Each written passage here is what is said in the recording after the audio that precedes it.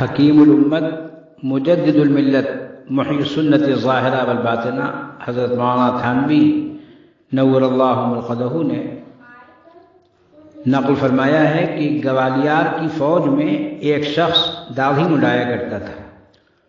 لوگ اس پر ملامت کیا کرتے تھے لیکن وہ باز نہ آتا تھا۔ اس کے بعد اتفاقاً راجا نے قانون نافذ کر دیا کہ فوجی سب کے سب داڑھی منڈایا کریں۔ اس پر سب لوگوں نے اس سے کہا کہ بھائی اب خوش ہو جاؤ، ہم تو تمہیں ملامت کیا کرتے تھے، اب تو ہم سب کو تجھی جیسا بننے کا حکم دے دیا گیا ہے۔ تو اس شخص نے عجیب جواب دیا۔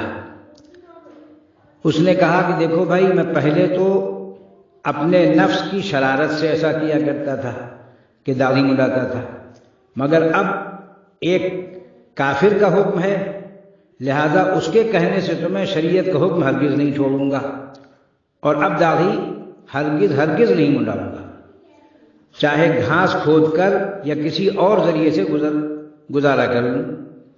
چنانچہ اس نے فوراً نوکری چھوڑ دی اور اس کافرانہ حکم پر عمل نہیں کیا۔ لوگوں نے اس کو ملامت کی، اور جو لوگ ملامت کیا کرتے تھے وہی تھے یہ لوگ، اور انہوں نے راجا کے حکم سے سب نے جو داڑھی باقاعدہ رکھتے تھے داڑھی منڈا دی۔ وہ اللہ کو رزاق سمجھتا تھا، اس نے داڑھی نہیں منڈائی۔ اب بتلائیے کہ اس شخص کے قلب کی حالت کسے معلوم تھی؟ حق تعالیٰ تو قلب ہی کو دیکھتے ہیں۔ ان اللہ ينظر الى قلوبکم ونیاتکم ولا ينظر الى صورکم واموالکم۔ اللہ تبارک و تعالیٰ تو تمہارے قلوب اور تمہاری نیتوں کو دیکھتے ہیں، تمہاری صورتوں کو، تمہارے مال نہیں دیکھتے کہ تم کتنے گورے چٹے، کتنے زرق برق، کتنے اموال تجارت رکھتے ہو۔ اللہ تعالیٰ اس تکبر سے، اس بڑائی سے جو محض مال کے نتیجے میں لوگوں کو حاصل ہو جاتی ہے، محفوظ فرمائے۔ ہمارے حضرت حاجی امداد اللہ صاحب مہاجر مکی رحمۃ اللہ علیہ کا عجیب غریب قطعہ حضرت نے اس کے بعد نقل کیا ہے۔ فرمایا سچ کہا ہے ہمارے حضرت حاجی صاحب رحمۃ اللہ علیہ نے، دیر کو مسجد کرے مسجد کو دیر، غیر کو اپنا کرے اپنے کو غیر، سب سے ربط آشنائی ہے اسے، دل میں ہر ایک کے رسائی ہے اسے،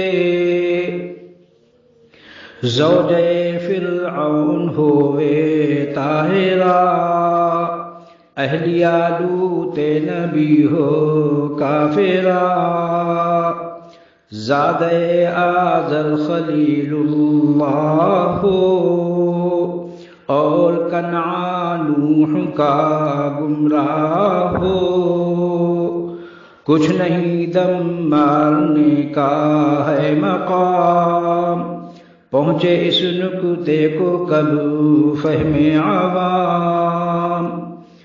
جب بابری مسجد شہید ہوئی اور اس پر رام مندر بنانے کا فیصلہ اہل اقتدار نے کیا، اس وقت احقر کا ذہن اسی شعر کی طرف گیا تھا کہ سید الطائفہ حضرت حاجی صاحب نے کیا عجیب و غریب بات فرمائی ہے، دیر کو مسجد کرے مسجد کو دیر، غیر کو اپنا کرے اپنے کو غیر۔